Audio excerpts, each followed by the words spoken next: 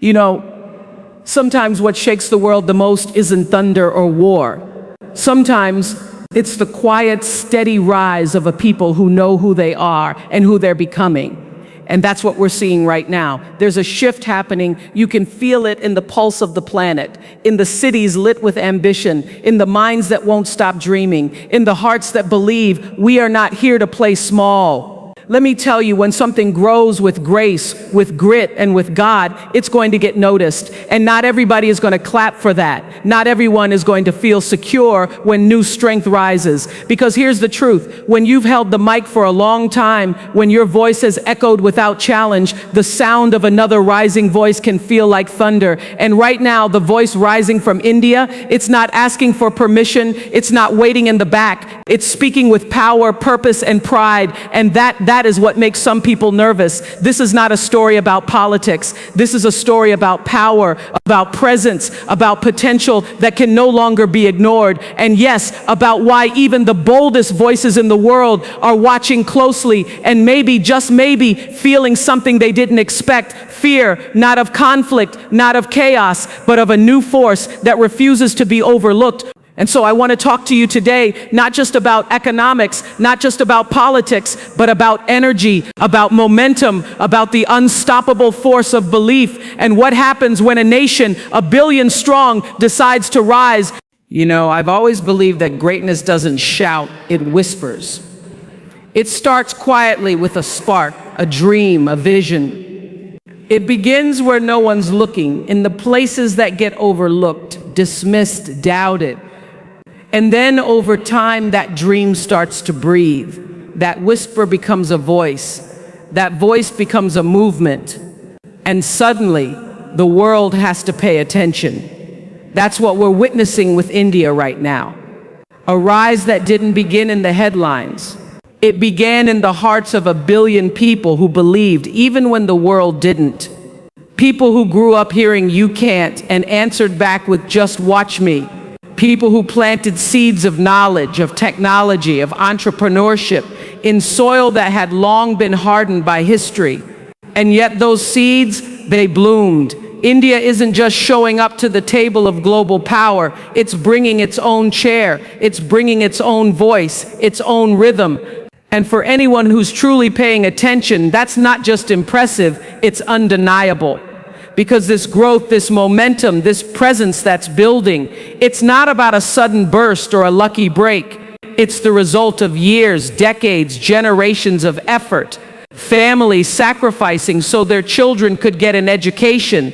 Entrepreneurs working from kitchen tables in crowded markets with ideas the world would one day need. Scientists, engineers, artists, thinkers, all building not just businesses, but a foundation, a future. And now that future is here. Look at the data, look at the stories, look at the startups, the satellites, the strides in medicine and AI and space exploration.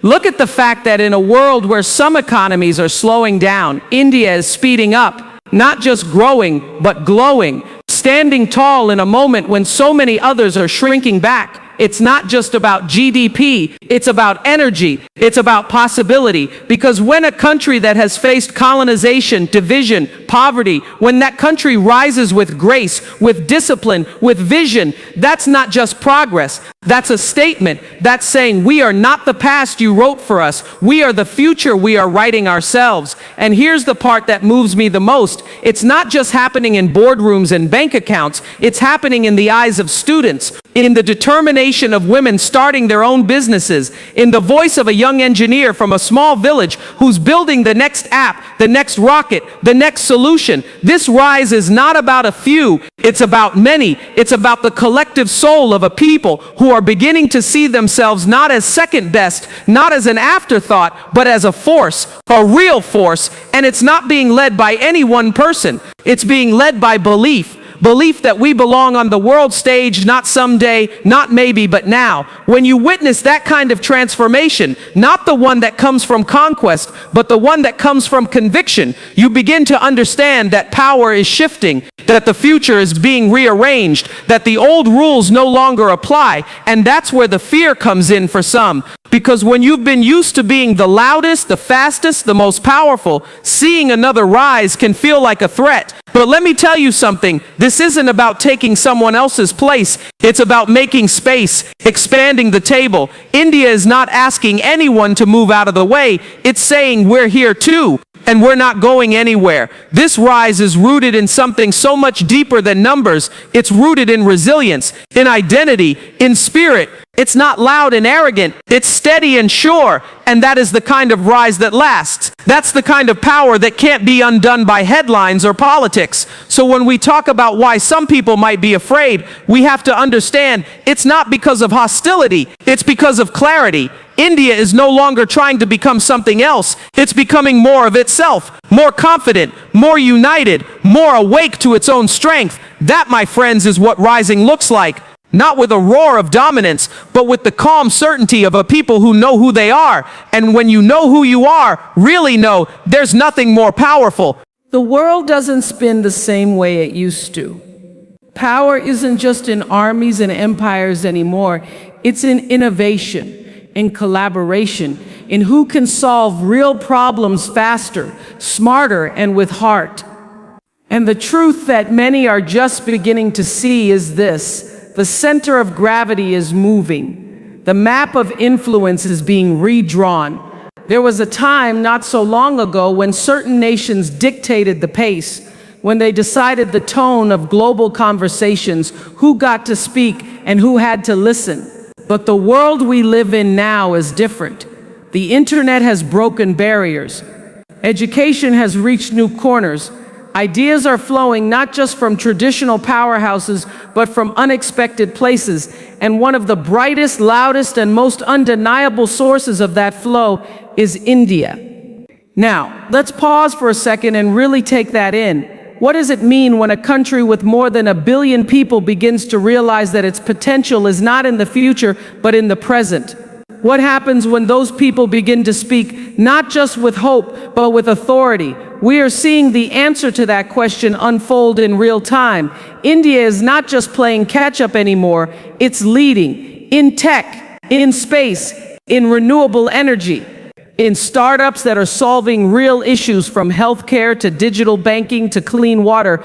The talent pouring out of Indian universities is shaping the next era of AI, of software, of biotech, and people are paying attention. They have to. Global corporations are investing, governments are pivoting, diplomats are recalibrating their strategies. Why? Because India is not the silent partner anymore. It's not the maybe on the world stage. It's becoming the must-have. But with that influence comes reaction, comes resistance, comes unease. Because whenever something new rises, something old has to adjust. That's human nature. When you're used to having the most power, the most attention, the most say, seeing someone else command the room can feel unsettling. And let's be honest, it's not just about business, it's about identity, about pride, about legacy. For decades, global influence has been concentrated in a few hands, but now those hands are being joined by new ones, strong ones, skilled ones, and that's not a threat, that's an evolution. But some don't see it that way. Some see it as a challenge to what they've built, to the systems they've maintained, to the narratives they've owned. And when those narratives start to shift, when the stories being told aren't just about Western dominance, but about Eastern brilliance, it rattles the old structures. But that's the beauty of a shifting world. It makes room for more voices, more ideas, more ways of thinking. India is bringing a different rhythm to the global conversation, one that blends ancient wisdom with modern ambition, one that values not just profit but purpose, one that understands community, not just consumption. And let me say this, the shift we're seeing isn't fueled by aggression, it's fueled by aspiration, by innovation, by the desire to uplift, to build, to lead with, rather than over. That kind of influence, soft, steady, and strong, it doesn't need to announce itself. It shows up in action, in results, in how others begin to realign around it. That's what's happening. The world is adjusting. The tables are turning. The spotlight is expanding. And with every passing day, India's influence grows more visible, more vital, and more respected. And while some may feel afraid of that, afraid of what it means for the old ways of power, others are inspired by a model that shows you don't need to conquer to rise. You need to believe. You need to create. You need to keep showing up over and over again until the world can't help but see you. And now it sees India, and the world will never look the same again. There's something truly powerful about watching someone or something stand on its own feet, not because they were invited to the table, but because they built their own table. Because they decided that waiting for permission was no longer an option. That's the kind of independence we're witnessing right now in India's economic story. And this isn't just about numbers on a screen or bar charts in a report. This is about a shift in mindset, a shift in posture. Because for a long time, global economic systems were designed to benefit the few while everyone else played catch-up. The rules were written in rooms where only certain flags were flying. But India looked at that and said, we'll write our own rules. And so they did. This isn't an overnight miracle. This is decades in the making, decades of building infrastructure, nurturing talent, negotiating smart trade deals, and investing in homegrown industries. And now that foundation is solid enough to support something far greater, strategic independence. Think about that phrase for a moment. Strategic independence. It means having the courage to say, we're not going to be controlled. We're going to collaborate, yes, but not conform. It means you don't have to choose sides in someone else's game because you've started your own. And India is playing its game now on its terms. You see it in the way they handle global diplomacy, not just following one camp or the other, but crafting a unique path, one that serves their people, their future, their values. You see it in their energy choices, in how they balance tradition with technology, in how they say yes to partnerships, but never to puppetry. That kind of independence is rare. And it's powerful. It's powerful because it doesn't just lift one economy, it lifts a generation. It empowers local entrepreneurs. It funds innovation. It creates jobs that weren't there before and markets that others never imagined. And it's powerful because it sends a message. We don't need to rely on your validation anymore. We know our worth. That's what unsettles people who are used to holding the reins. Because when you've always had the upper hand, it's hard to accept that someone else now holds the pen. And India is holding the pen, writing its own economic future with clarity, with confidence, and with care. And make no mistake, this isn't about exclusion or isolation. This is about intention, about deciding which deals serve the people, which partnerships build real value, which technologies are worth owning, not just renting. India is investing in itself, in its digital public infrastructure, in its startups, in its renewable energy sector, in its rural and urban future. This isn't imitation, it's innovation. It's not dependency, it's dignity. And that level of self-reliance, that's what makes the world sit up. That's what shifts the room. Because when a nation of over 1 billion people begins to move with economic sovereignty, the ripple effect touches every corner of the globe. And yes, it stirs some discomfort because it means the days of economic domination by the few are fading. It means the blueprint is changing, and not everyone's ready for that. But here's the truth. Economic power rooted in service to your people, that's the kind of power that lasts. India isn't just building GDP, it's building dignity, it's building access, it's building a story that says we can rise, not because someone opened the door for us, but because we built our own house. And when a nation walks into the global arena, not with its hand out, but with its head held high, that's not just economics, that's empowerment, that's evolution, that's a whole new chapter, a chapter that says we are not here to follow your lead, we are here to lead ourselves. And if that kind of power makes some people nervous, maybe it should, because true independence, economic or otherwise, doesn't come quietly. It comes with a presence, and India is here, present, prepared, and powerful. Something extraordinary happens when a nation's greatest resource is not oil, not gold, not even land, but people. And not just any people, but young people. Bold, curious, restless, and full of potential. That's the heartbeat of India right now. A youthful population that isn't just dreaming about the future, they're building it. We've seen countries rise on the backs of industry, on raw materials, on inherited wealth. But India is rising on code, on creativity, on courage. That kind of ascent comes with a different energy. It's fast, it's disruptive, and it's deeply personal.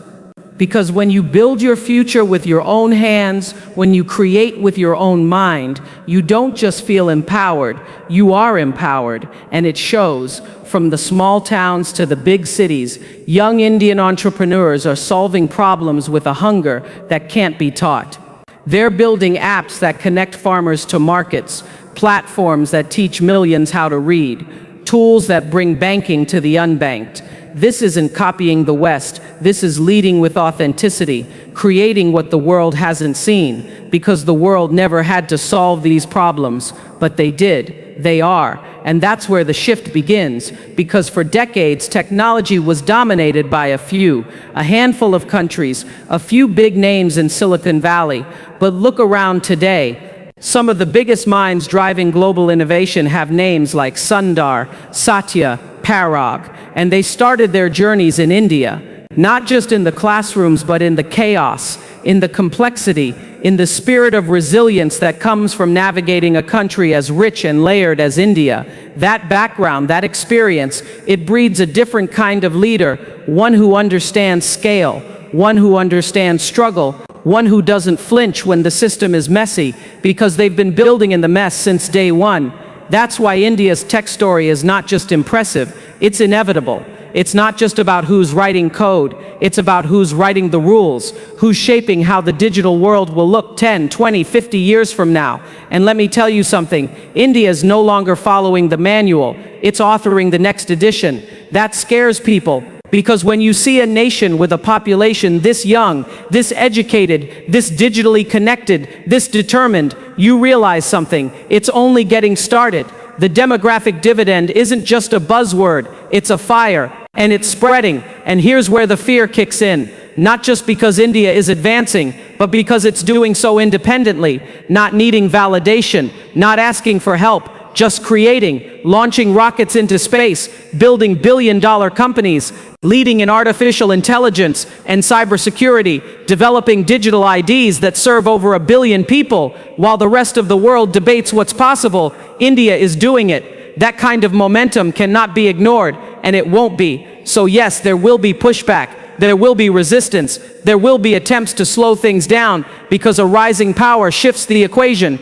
But what people fail to see is that this rise is not hostile, it's hopeful. It's not about domination, it's about contribution, about saying we have something to give, we have something to teach, we have something to lead with. That's the power of youth. When nurtured, when believed in, when given the tools and the space, it doesn't ask for permission, it creates opportunity. And it's not just about coding or startups, it's a mindset, a generation saying we're not limited by where we come from, we are fueled by it. Saying our challenges made us stronger, our diversity made us wiser, our roots made us rise. There is no single road to greatness, but if you look closely, the road India is on, paved with innovation, powered by youth, driven by vision, it's headed somewhere big, somewhere unstoppable. And when that kind of spirit meets the tools of the digital age, you don't just get progress, you get power, the kind that can't be reversed, the kind that can't be denied. So if some people feel threatened by that, if it shakes the old guard a little, maybe that's what growth looks like. Maybe that's what the future should feel like. Bold, beautiful, and coming from a place you never thought would lead the way, but now it is. There's a moment in every great story when the voice that was once silenced finally speaks, and the whole room goes quiet. Not because the voice is loud, but because it's true. Because it carries history. Because it carries pain, because it carries a power that no one can fake. That is the moment we are living in now. As India steps onto the global stage, not with borrowed lines, but with its own narrative. And this narrative, it's not about fitting into old molds, it's about breaking them. For too long, the story of the world has been told from one point of view, a lens shaped by power, by colonial hangovers, by who controlled the camera and who wrote the scripts. But what happens when the camera shifts? When the mic moves, when a billion voices begin to write their own truth? You get something raw, something real, something unstoppable. Because India's rise isn't just about GDP. It's not just about missiles or machines or milestones. It's about meaning. It's about presence. A presence that can no longer be ignored, edited, or dismissed. And that is what makes people uncomfortable. Because when the narrative shifts, the balance of influence shifts with it. When a country begins to say, we are not who you told us we were, we are who we say we are, it shakes something deep. It changes the story for everyone. See, this isn't just about economics or politics. It's about identity. About a country that for centuries was told what it could and couldn't be, now saying, watch us. About a people whose culture was once exoticized or dismissed, now being embraced and celebrated on their own terms. You see it in film, in fashion, in food, in thought leadership, in diplomacy, in art, in science. India is not asking for a seat at the table anymore. India is the table, inviting others to join a conversation that looks more like the real world, diverse, dynamic, and deeply rooted in human values. And here's the truth, that kind of voice is powerful because it's been earned. Earned through struggle, earned through centuries of resilience, of revival, of revolution. A voice that doesn't come from dominance, it comes from dignity. That's a different kind of strength. One that doesn't need to conquer to feel confident. One that doesn't need to silence others to feel heard. That's the power of a new global narrative. It's not about one nation over another. It's about balance, about harmony, about building a world where power isn't hoarded, but shared. Where stories from the East, the South, the overlooked and underestimated finally rise up and take their place on the global shelf. And yes, that makes some people nervous, because it means they are no longer the only authors. It means their version of history is no longer the only version. And that can be scary, because when more voices speak, more truths come out. But here's what's beautiful. This isn't a threat, it's a gift. Because when more people tell their stories, the world becomes more whole, more honest, more human. That's what India is doing. Not just rising in power, but rising in voice, rising in vision. Saying to the world, we don't just want progress, we want purpose, we want peace, we want our journey to mean something for everyone. And if that message shakes the status quo, let it shake. Because maybe it's time we all questioned who gets to lead, who gets to define first world and third world, who gets to be called advanced and who gets left behind. Because the truth is, India is not coming from behind anymore. It's walking beside, sometimes ahead, always awake. So the next time someone tries to tell the story of the world, they'll have to make room for a new chapter, one that doesn't just include India, but is shaped by it. Not as a footnote, but as a force that rises not with ego, but with empathy, not with fear, but with fire, not to dominate, but to define.